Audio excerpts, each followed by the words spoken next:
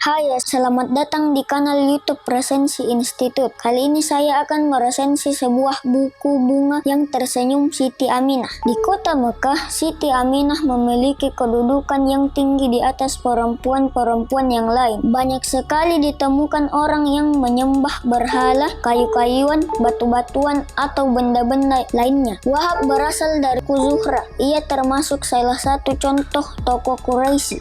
Ia juga dikenal sebagai orang yang kuat, jujur, dan terpercaya. Di bawah asuhan orang mulia inilah Siti Aminah hidup dan tumbuh dewasa. Ia sangat senang dan bangga memiliki seorang ayah seperti Wahab. Siti Aminah beriman kepada Tuhan yang satu. Ia bersama sang ayah mengikuti ajaran Nabi Ibrahim, yaitu hanya menyembah Allah Subhanahu wa Ta'ala. Siti Aminah memiliki akhlak yang mulia. Dia tidak pernah melanggar akhlak yang mulia. Wahab selalu bersyukur kepada Allah atas karunia-Nya, yaitu seorang anak perempuan yang saleh dan patuh. Akan tetapi, banyak kaum Quraisy yang tidak mengenal kemuliaan dan kedudukan tinggi Siti Aminah. Mereka juga tidak tahu tentang masa depan cemerlang putih agung ini. Demikian juga Siti Aminah, keteguhan hati dan kemuliaan akhlaknya menyebabkan banyak orang ingin menjadikan sebagai istri. Sampai pada suatu hari kakek Nabi Muhammad, Abdul Muthalib, bertemu dengan ayah Siti Aminah. Ayah Siti Aminah senang bertemu dengannya. Dia langsung menghampiri dan menyambutnya dengan baik dan ramah. Abdul Muthalib adalah pemimpin bangsa Quraisy waktu itu. Setelah berbicara panjang lebar,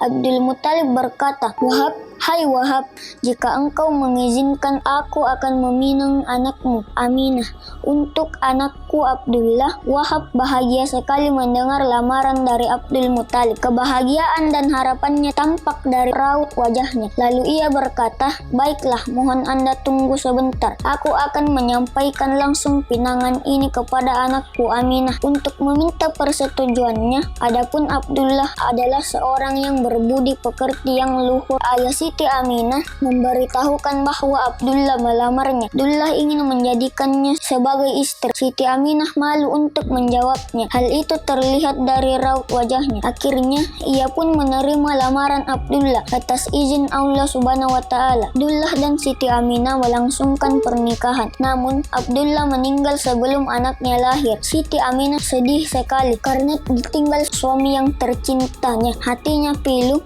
maka Nabi Muhammad lahir dalam keadaan yatim. Dialah mutiara buah hati Siti Aminah. Seluruh malaikat di langit dan bumi mengucapkan salam kepadanya. Semua keluarga menyambut riang atas kelahiran Nabi terbesar Allah Subhanahu wa Ta'ala. Beberapa tahun berlalu, Nabi Muhammad pun telah tumbuh besar.